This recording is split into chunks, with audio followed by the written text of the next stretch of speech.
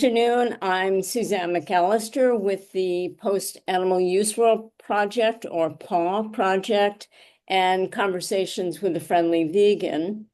And today is February 26, 2025. And I am really pleased to be meeting myself for the first time, Steven Rouk of Connect for Animals, and finding out a little bit more about him and a little bit more about his organization. So, Steven, thank you for making time to do this. Of course, yeah, I'm excited to talk to you. So thank you for taking time. Yeah. Yeah, and this has been in the works for a while. It has been, yeah, a few Yes, months we we've been going back and forth. Yeah, coordinated, but hey, you know what? It's good. You're busy, I'm busy, and it's happening. So, um, I became aware of Connect for Animals, oh, I don't know how long ago, but somehow I must have signed up for your emails, and so I get them, I think it's once a week. Does that sound about right? yeah. So we currently send them every Monday and Friday. The Okay, Monday email has the events for the next, 3 or 4 days, and the Friday email has the events for the weekend. But yeah, so once or right. twice a week. Okay. And so we're going to talk about the organization and learn a bit more about it for those who are not familiar. But before we get into that, I wondered, can you tell me a little bit about your own journey to animal advocacy? Yeah, of course, would be happy to. So, um, growing up, helping others was always a big value of our household and my family and just the environment that I grew up in. Was very focused on, how can we help others? But I think for a lot of my life, it was very human centric. How can I help other humans? And at some point, I believe I stumbled my way into some factory farm footage online. I can't remember who showed me the first video or if I came across it on my own. I know that my sister, I think, went vegetarian for a year or two in high school at some point. So there's a chance that she might have showed it to me or somebody else. But I think that was the first discovery that I had of this kind of terrible system of how we treat animals in society. And it was very shocking, as I think as it is for many of us, to see some of the behind the scenes animal cruelty that goes into um, killing animals for food and all the other ways that we use them. But it took me a long time to then take this knowledge and put it into action. So I didn't do anything about it right away, and I think a few years later, maybe I saw some more footage and just got re-exposed to this hidden system of how we treat animals. And so at some point I decided to try going vegetarian, and I think I fell off the bandwagon and didn't last very long because I didn't have social support, or really know what I was doing. And it's so easy, during high school and college to not be vegetarian. Mhm. Um, and then at some point I learned more, and then I went vegetarian again. I stuck with it, and then decided at some point to go vegan and stuck with that. And then just as time went on, I was looking around saying, what do I want to do with my life? What problems are there in the world to solve? And it kept becoming apparent to me that I was having a hard time finding a larger problem than just the vast amount of animal suffering and exploitation that exists in the world. That really doesn't need to happen. There's really not a lot of good reasons for much of what we do to animals. And so when I was thinking about how I wanted to invest my time in my life, kept coming back. And then I decided, it's like, I think that this is really how I want to spend a significant chunk of my life is helping animals and helping us transition as humans to a better relationship with other, as you say, a post animal use world. I mean, I think that that's a core part of what I want to do with my life. And so that entire process, it was very slow, it was very winding. It took like a decade, I think, but I finally got here, and it finally stuck pretty deeply. Wow. There's always that serendipity. For me, it was reading a chapter in a book called Fast Food Nation, which I did not pick up because I was interested in how animals were treated. I was really interested in why Americans are so unhealthy and Hmm. how does food contribute. And there was a chapter in there about factory farming and like you seeing the footage, once you hear it, watch it, read it, you cannot unknow it. And yes, so, but I love that you, first of all, your honesty, you saw it, horrified, did something, fell off the bandwagon, got back on, but it's now the focus of your life. So it touched you really deeply. Yeah. Yes, yes, absolutely. And I think I take that perspective with me into the work at Connect for Animals, and that's actually a big part of why the organization exists, is because of this recognition that it's very easy in society to not care, to not do anything. Or even if you do care, every restaurant out there, so many products are set up, built around animal exploitation, eating animals, using animals. And I get that. And so I think we as a space, as an animal advocacy space, need to make it easier and easier and easier to bring people in, to keep them here, to understand that they're going to be facing all kinds of social pressures, that they are going to have to alter their lives in some ways, right? And my own experience helps me see how that can happen, how easily it can happen for people to just drift back in to the mainstream of purchasing whatever products and engaging with society without really regard for the animals involved in the system. So yeah, so it is a core part of my journey, and I'm always happy to talk about it. Well, I love how you are using your own experience. And what I hear as a subtext is there's no judgment. You realize our system is set up to be eating and using animals for however we want, and that there's really virtually no consideration except for those of us who want there to be consideration, and that you understand how challenging it is, and that I love that what you just said, that you want to try to make it easier for people. It's Yeah, really beautiful, beautifully said. So now tell us about a Connect for Animals. What is it? What are you trying to do? I mean, I'm familiar with it, but for those who are not. of course, of course. Yeah, so the idea is that basically we have an online platform where if you care about animals, and we frame most of what we do around ending factory farming, since factory farming and animals used in the food system account for the vast majority of animals purposefully exploited and killed by humans. So we try to focus on that large slice of the pie, I guess. So if you care about animals, if you want to help in factory farming, the idea is you can sign up for Connect for Animals and discover events that are happening in your local area, and also from all of the big national and international animal advocacy nonprofits. You can discover easy ways to take action for animals because we pull the campaigns from different organizations and just make them really easy to find, so that if you're asking the question, how can I help? How can I help animals? We want to make that really easy for you to find that on the platform. And also, people can create user profiles and discover other people who live in their area to get connected to other pro animal people.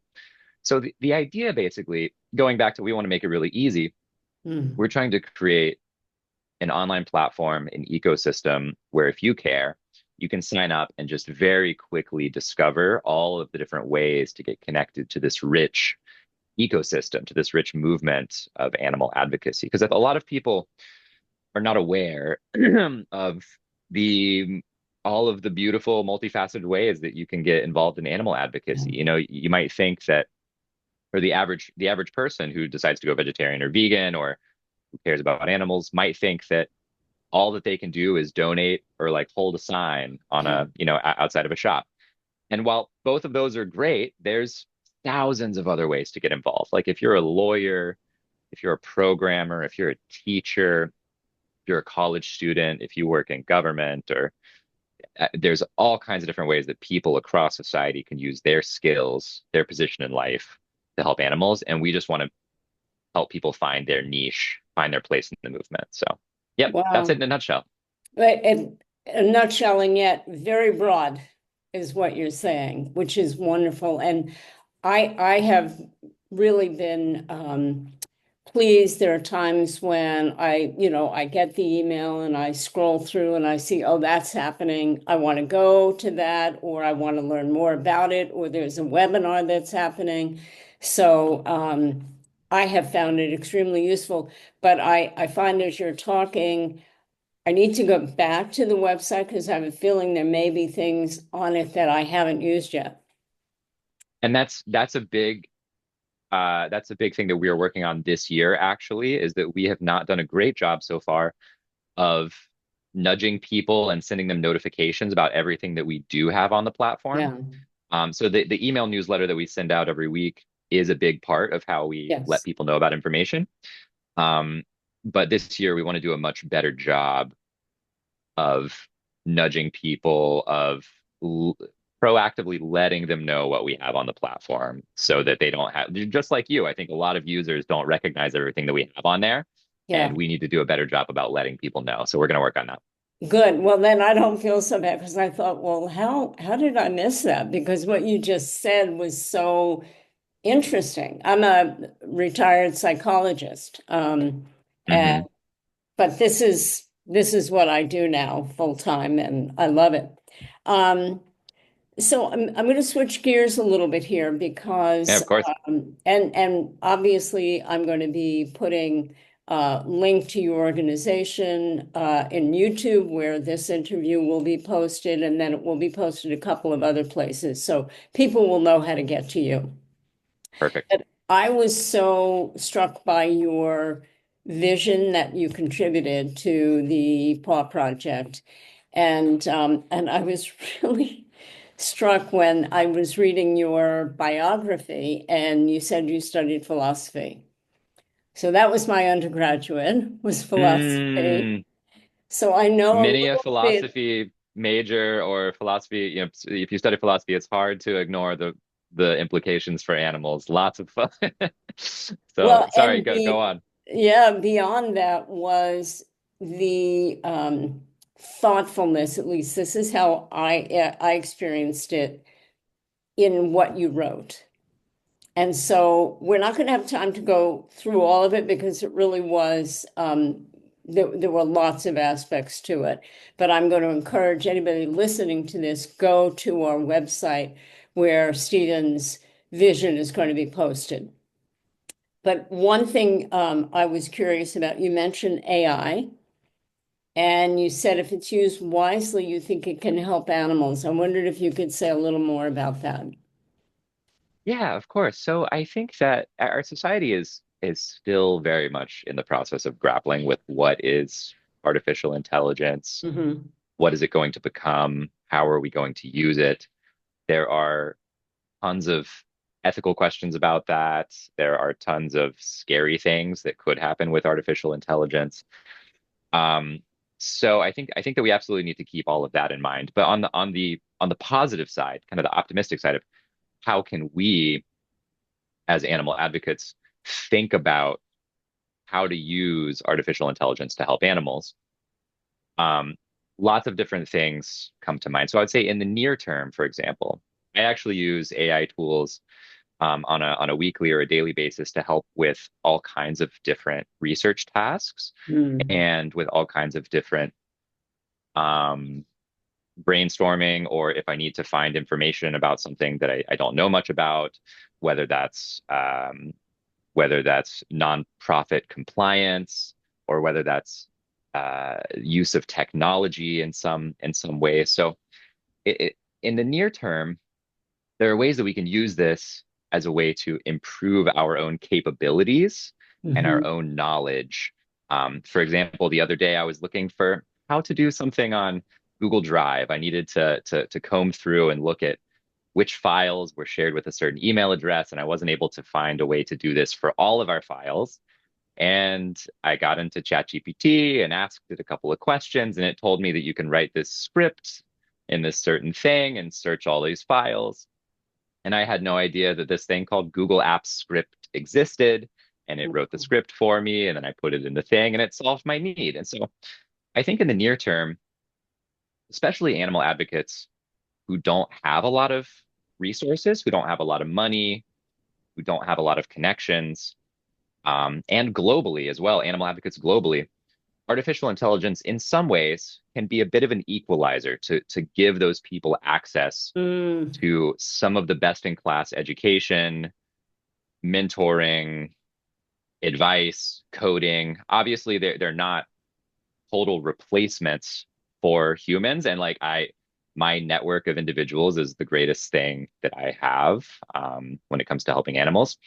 But it's a powerful tool. It's a powerful tool, especially for people who do not have access to a lot of resources. I think it really can be a great equalizer.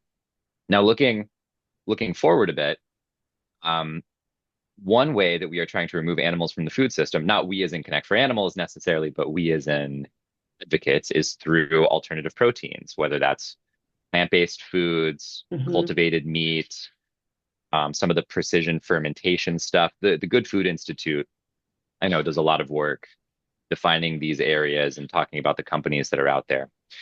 Um, there are different artificial intelligence tools that can help with creating different plant-based food formulations or with creating cultivated meat because there's some technical challenges there that still need to be Right. overcome. And so artificial intelligence is really good at certain aspects of biology, chemistry, um, and figuring out some of those problems that we have. So Yeah. that's another thing. Looking forward even more, there's ways that people are already using artificial intelligence to detect wild animal suffering in various ways, whether it's preventing poachers from killing animals, whether it's monitoring wild animal populations to see if they're healthy, to see where they are. So I think that on the wild animal front too, there's ways that we can use artificial intelligence in the future. So there's all kinds of different ways. It's a Yeah. very powerful tool, and it's very strange to get our Yeah. kind of our hands around it, but we should absolutely be having the discussion and thinking about these things going forward. Well, yeah, you're the first person that I've spoken to or even read about who's making this connection. So that was one of the reasons it really stood out to me.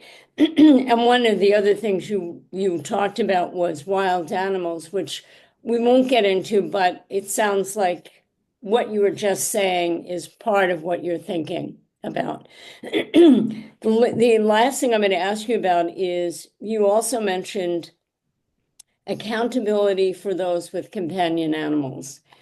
And I often think companion animals are overlooked in terms of potential for things not going well, let's put it that way, or outright abuse. So maybe you can tell me a little bit more about what you were thinking about when you included that in your vision.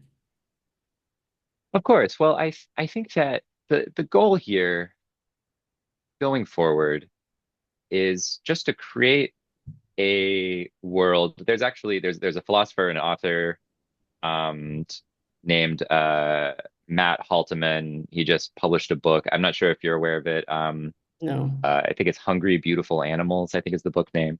Okay. Um, anyways, I got to see him do a book talk in DC a few months ago, and I like the way that he puts it, which I think I'm hopefully going to get this right, is talking about promoting creaturely flourishing, Hmm. which is kind of a flowery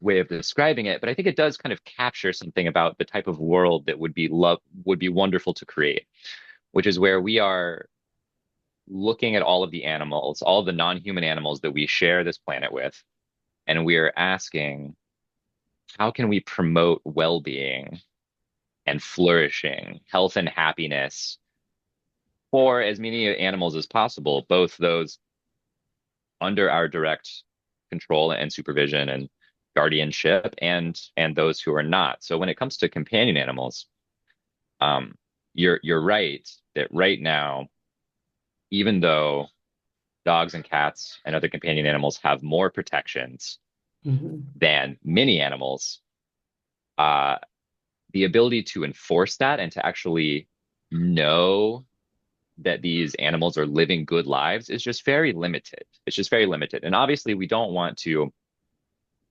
um we don't want the government putting up cameras in like everybody's homes and monitoring how like we're living our lives, right? But at the same time, I think that we should be thinking how can we know if a dog or a cat or another animal has a really bad home life? Even if maybe physically they're fine, how do we know if they're understimulated? How do we know if they're being emotionally abused? How do we know if they could be living a significantly better life? And I think a big part of this could involve education of people as well, and making sure that people have the resources, the education, the knowledge that Hmm. they need, and then the time and the energy and the money to actually take care of those animals. Um, it's a very complicated question, but the end goal here is just these dogs, these cats, these companion animals living the best lives that they can be.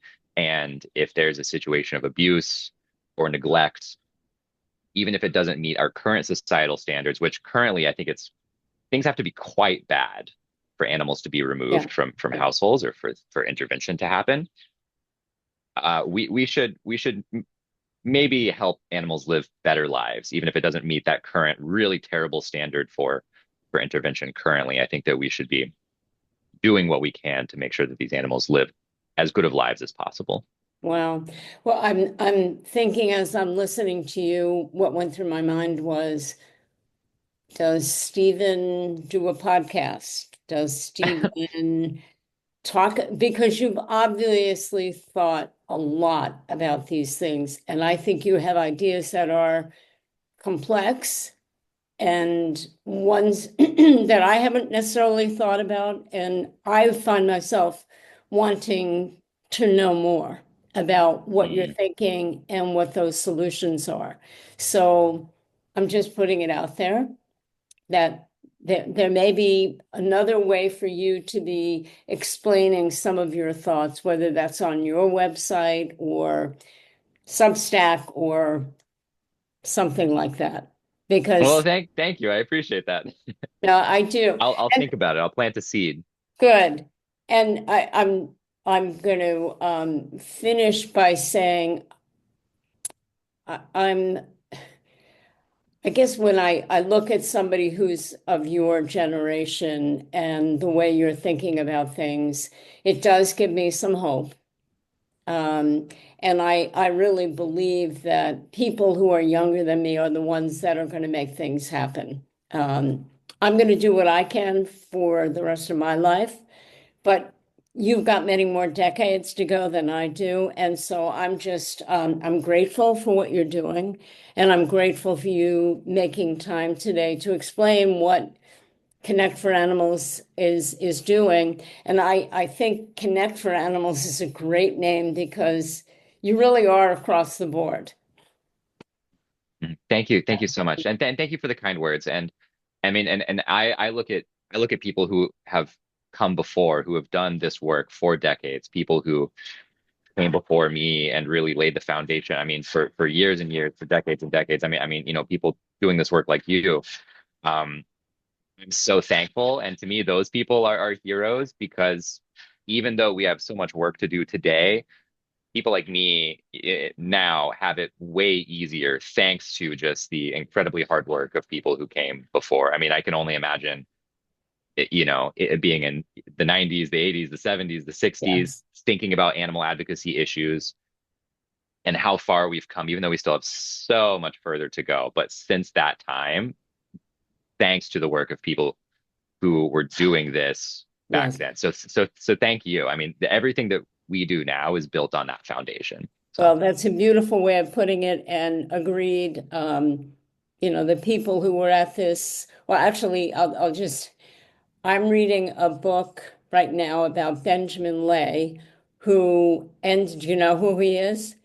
I would like to read the book. I think the Quaker, right? Animal Yes, advocate, he was abolitionist. Yeah, a dwarf, a Quaker, an abolitionist, and possibly vegan, definitely vegetarian. And he was living in the 1700s. So amazing. he's he is having there's a bit of a renaissance now. There's going to be a play coming out. There's this book.